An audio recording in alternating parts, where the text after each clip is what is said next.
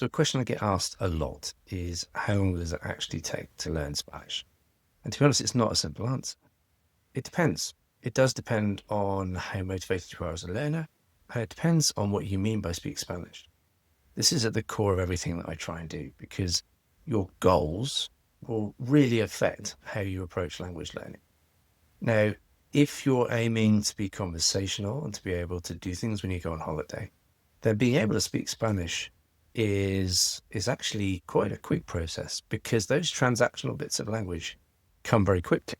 However, the way I teach, I tend to focus on the structure of the language. I make sure that you've got the bones, the skeleton of how the language fits together.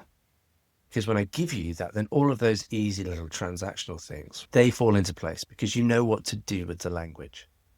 So we'll go into this in another video, but it's pointless knowing 1,000 words if you don't know how to put them. So that's the first point.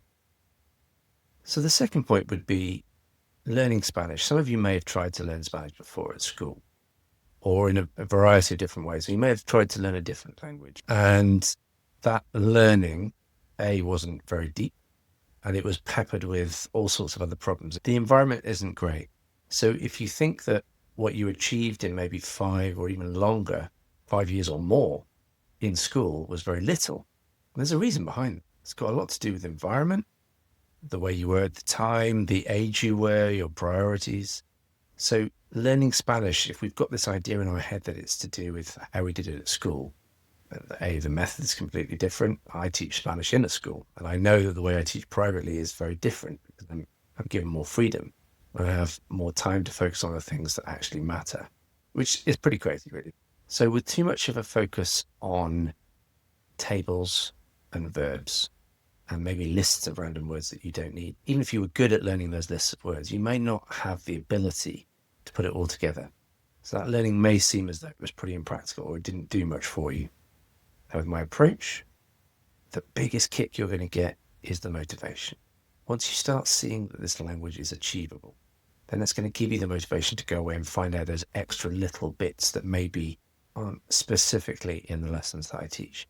Because I can't cover every eventuality. What you do want is that passion, belief, and confidence to say, well, if I just knew that word, I could do these 4, 5, 6 things with it. I could talk about it in these ways. So that's where we're going. So the question we should be asking ourselves is not necessarily, how long is it going to be before I'm fluent? That word's very loaded as well. But maybe it should be, how can I achieve this next useful, cool thing? Because a lot of them are linked to very simple, basic structures. So there are specific things that you can learn, and learn very quickly. Everyone's got access to the internet, and you can look up words or even mini phrases. Putting it all together and having the confidence to string it together to understand that it's working. That's what's missing. And that, I think, is what true learning is. It's what gives you the ability to fend for yourself. So each of these little milestones, like ordering a coffee, having a chat with someone at a bus station, whatever it is that you're excited about doing. Maybe it's just travel stuff and airport stuff. Maybe you use that a lot and you need it a lot. These things you can achieve very quickly, but having that knowledge to back it up, having that ability to go beyond those basic words, being able to figure out what the response was to what you said, that's really, really powerful.